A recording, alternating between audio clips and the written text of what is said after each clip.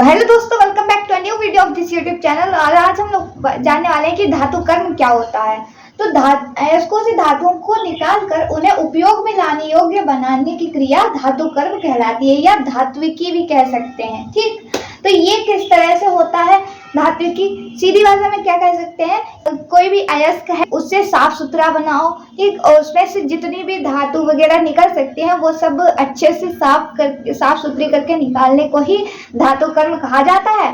ठीक, और उसको किस तरह से करते हैं, वो 3 चरण होते हैं उसके, यानी कि 3 स्टेप्स में ये काम कंप्लीट होता है।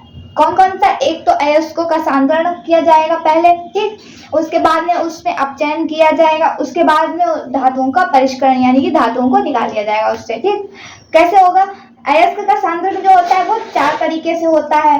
पहले तो गुरुत्वीय पृथक्करण, उसके बाद में दूसरा होता है फेन प्लवन विधि, और तीसरी होती है विद्युत चुम्बकीय पृथक्करण, और चौथी होती है रासायनिक यानी कि बायर रिएक्शन, बायर अभिक्रिया जो होती है वो। ठीक है, तो गुरुत्वीय त्वरण में थोड़े से वो होता है कि जो भारी कण होते हैं वो नीचे बैठ जाते हैं। ठीक, और फेन प्लवन विधि में फेनल टाइप से होते हैं, उस विधि से यूज करके करते हैं। ठीक है, अयस्कों का सांद्रण। उसके बाद में विद्युत चुम्बकीय में क्या होता है, जो चिपकने वाले जो होते हैं लोहे के कण, वो उसी विधि से हम लोग विद्युत चुम्बकीय पृथक्करण का यूज करते हैं उसके लिए। ठीक, और जो रासायनिक बायर अभिक्रिया है, मान लो इन तीनों में से किसी से नहीं निकल अयस्कों का सांद्रण हो रहा है तो बायर अभिक्रिया का यूज कर लेंगे उससे। ठीक, उसके बाद में जब ये हो जाएगा उसके बाद अपचयन कराएंगे। अपचयन कैसे कराएंगे?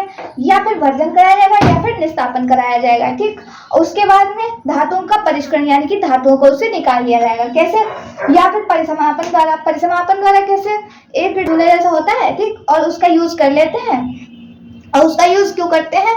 जो कि हल्की धातुएं होती हैं, जैसे टिन हो गया, मरकरी हो गई, उस तरह से, तो उसके लिए हम लोग परिसमापन विधि का यूज करते हैं। ठीक, उसके अलावा आसवन विधि भी होती है, विद्युत अपघटन विधि होती है। विद्युत अपघटन विधि में 2 छड़ होती है, एनोड कैथोड, उनको विलयन में डाल देते हैं। ठीक, और एक पर कैथोड होता है, एक पर एनोड होता है। जिन पे आनी होती है उस पे आ जाती है सभी, मतलब की जो भी धातु आनी होती है वो जिस मतलब की धातु की हम लोग डालेंगे उस पर चिपक जाएगी आकर। ठीक है, इस तरह से विद्युत अपघटन विधि हो जाती है। आसवन विधि, आसवन यानी कि जो कण वाष्पशील होंगे वो उड़ जाएंगे, नहीं वाष्पशील होंगे वो रह जाएंगे, तो वो हो गई आसवन विधि हमारी। ठीक है, तो इस तरह से 3 चरणों में 3 स्टेप होते हैं जिनमें हमारा धातु कर्म कंप्लीट हो जाता है। ठीक है, तो ये उम्मीद करते हैं आपको समझ में आ गया होगा। वीडियो अच्छी लगे तो लाइक कीजिएगा, चैनल को सब्सक्राइब कीजिएगा। फिर मिलते हैं एक और नए वीडियो के साथ, तब तक के लिए धन्यवाद।